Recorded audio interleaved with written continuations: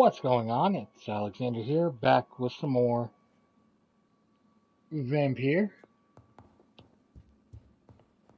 And well, let's go meet our family.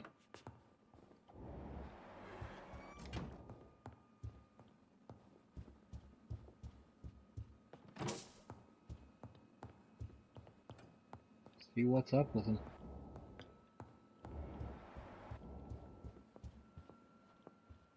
Mother, good evening. Jonathan, is it you? Where have you been, my prodigal son? I'm right here, Mother. I'm finally home. Yes, for this son of mine was dead and is alive again. He was lost and now found. But where is your sister? Where is Mary? Mary? She is gone, Mother. I know she's gone.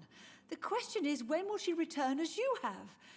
I miss my grandson so much. It's been days since their last visit. Oh, she's lost her mind.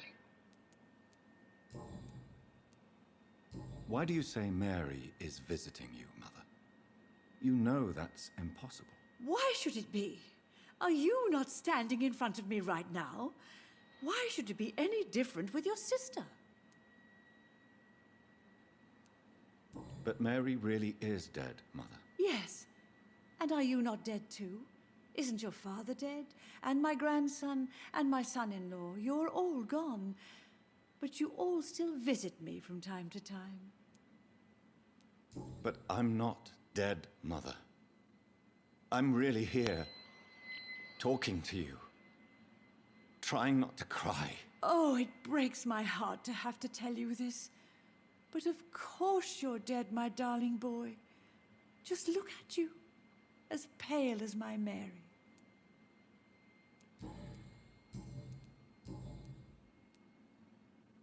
Do you need anything, Mother? Can I help you? I just want you to stay with me, Jonathan. Your room is ready.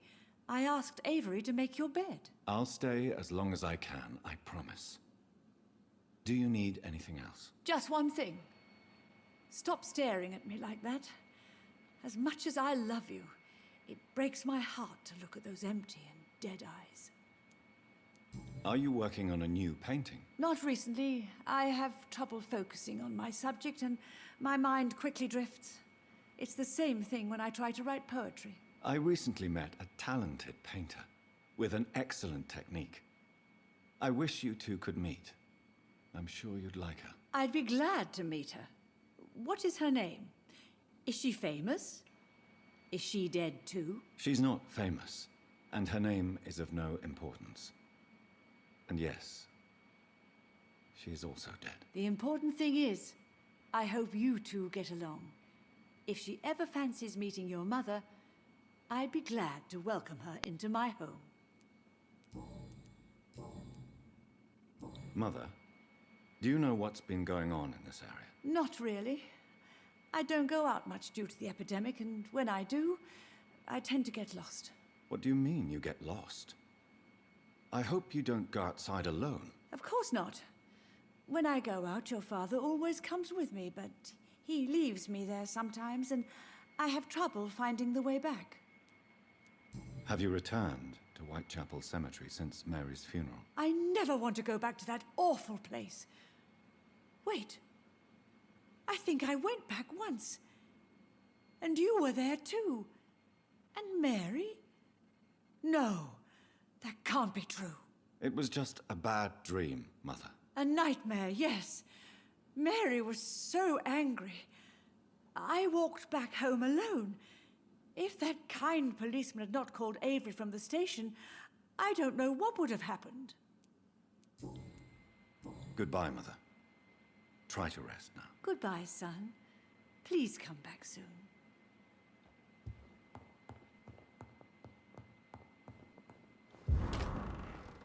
Ah, okay, that's what that key from earlier unlocked.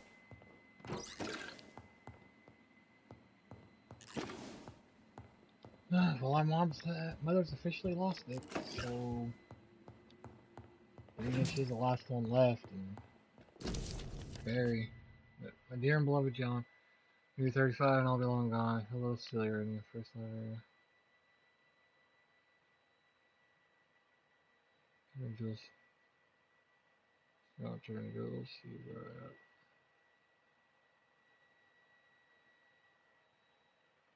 Rest. I remember Sunday walks in the park. Well, there's one thing to look into.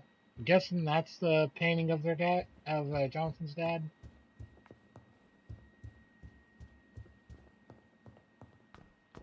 Head on downstairs.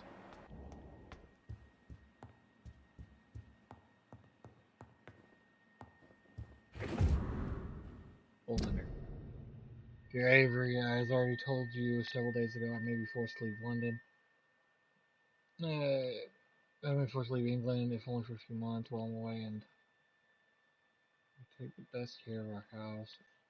The entire necessary arrangement to have your wages increased and paid as long as you work. No, you promised me you protect my dear wife and serve her to the best of your ability. For that, I thank you from the bottom of my heart, and if I am never to return, you're the only man I trust. Me, your most affectionate friend, Aubrey Reid. That's outside. We don't want to go out there yet.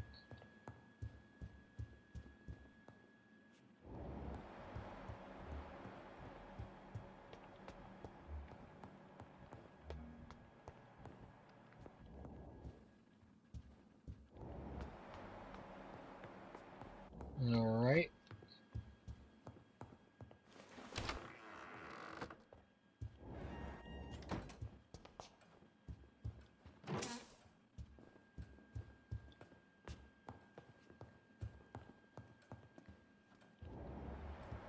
There he is. Just make sure we don't find anything else.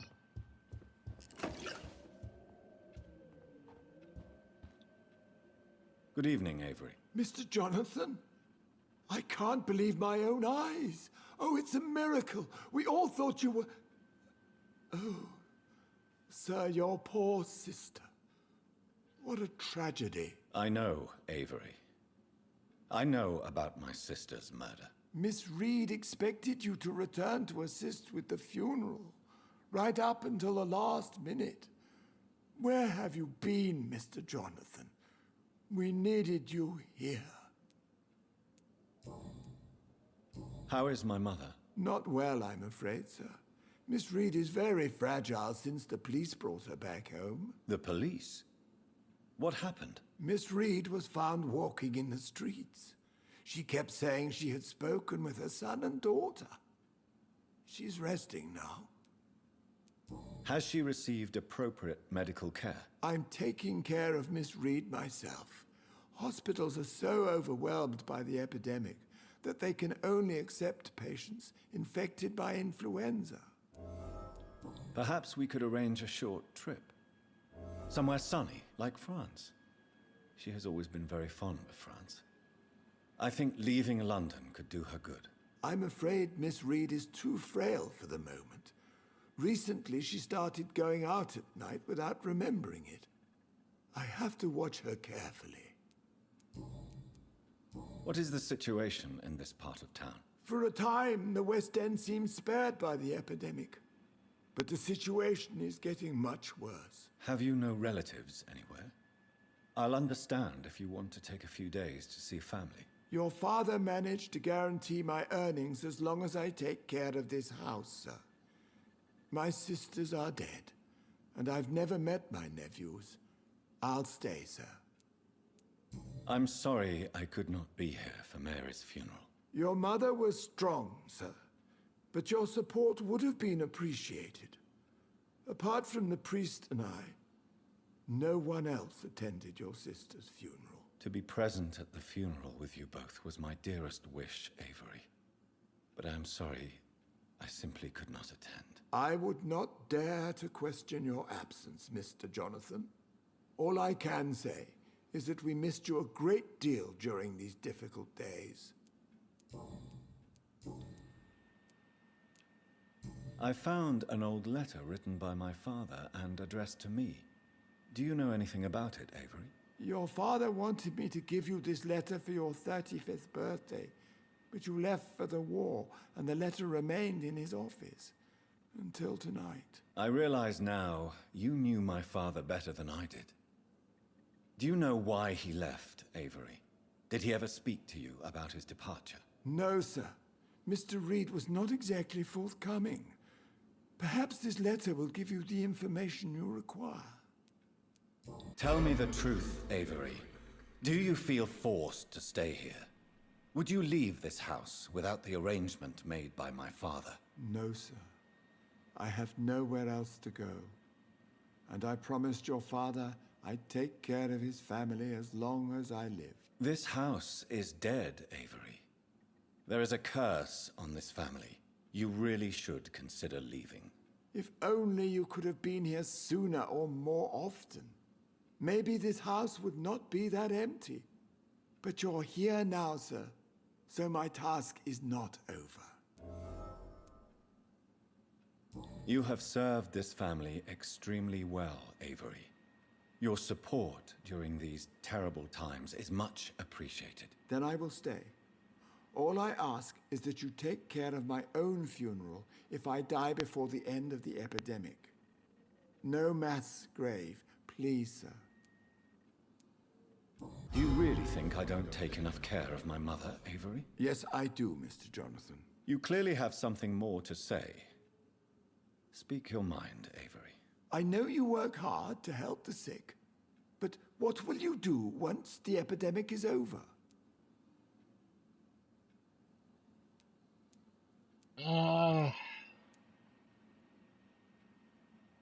My home is here, and I have nowhere else to go. But this house will need some improvements if I move here. Some radical changes. That's good news. Whatever changes you have in mind, I'm sure we will find an arrangement that suits your mother also. All right. Goodbye. Of course, Mr. Jonathan. Gotta check. Is he good? Yeah, he's healthy. We got people to talk to out there.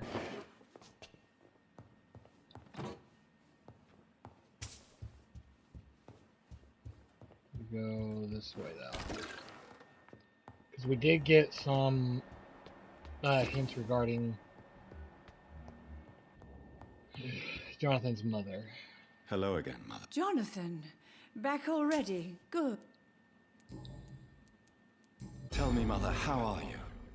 All alone in this big house with only Avery to take care of you. I'm sad most of the time. Sad that you have left me here alone. Sad that you don't tell me when you come or go. I'm so sorry, Mother. It wasn't supposed to be like this. I was coming home. I was home. London, the Thames, and then it happened. What happened, Johnny? Attacked. I was attacked, Mother.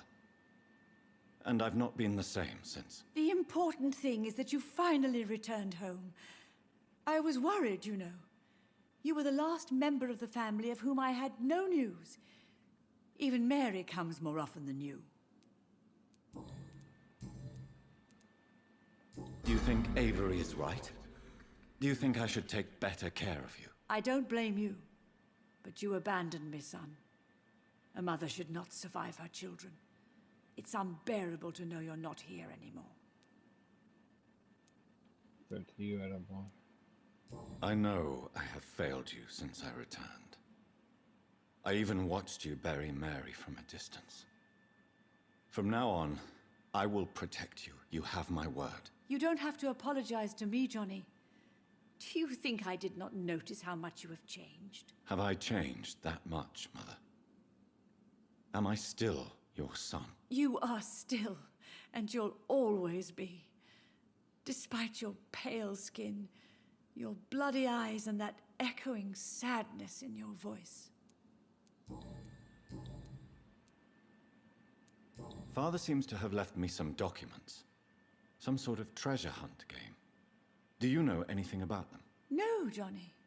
But your father always loved to write these little games for you when you were a boy. Don't you remember?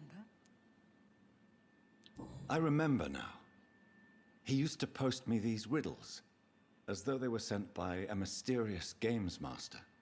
I'd spend weeks trying to decipher them. Your father was always so proud each time you found the answer. He was not just the serious doer banker everybody thought he was. I was proud too. How could I forget that? The important thing is that you remember it now. I'll tell your father the next time I see him. He'll be so happy. Could Father have conceived some sort of final game for me before he left? I really can't say, Johnny. Perhaps you should talk with Avery about that. He was your father's confidant, more than I. All right. Goodbye, Mother. Goodbye, son.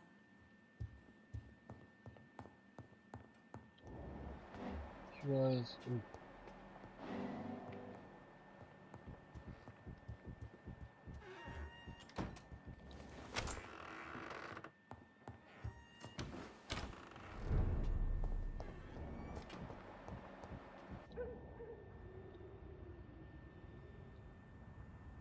Your father and I have spoken about your fiancé, Mary. We believe he'll be an honorable husband for you. We'll set a date for the marriage then. That way, I'm sure one of my children will give me grandchildren.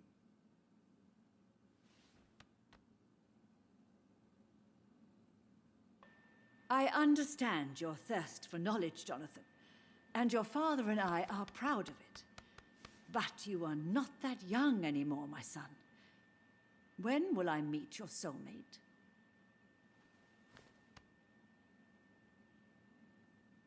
You can ascribe my romantic tendencies to my French origins if you want, Aubrey.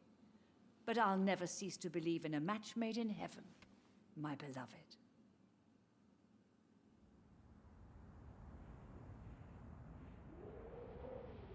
I really wish you could meet her, Mother.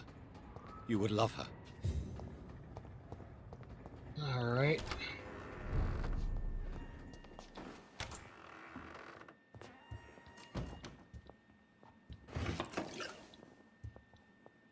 Hello. Jonathan! Do you really see Mary and Father? Do you also see me as one of the dead? Yes. For many years, it was just a game. Since your father left us without a word, I took to the habit of speaking to him. Yes, I remember. I sometimes spied on you and listened to you talking with Father in the garden. It made me so angry then. But it was just a game, wasn't it? Yes, it was. But since then, my poor dead Mary visited me in my room. She led me to her grave, and there you were. I now know the dead can haunt us. I'm so sorry. You did not deserve to endure this. Mary should never have done this to you. That's true, my son. But you know what the worst part is? I liked it when Mary spoke in my head. Now she is silent, and it makes me so sad. Should I leave you alone? Just ask, and I swear you'll never hear from me again. Oh, no, Johnny. You're always welcome in this house. And one day, when I finally die, we'll all be together again, just as Mary promised us. Goodbye, Mother. Try to rest now. Goodbye, son. Please come back soon. Well, we've met what's left of his family now. Man, I did not expect this first video to be so damn depressing. Anyways, I'm going to go ahead and end this here. Thank y'all for watching. I'll see you in the next one where we start meeting the rest of the people of West End? East End? Either one. Yeah, see you then.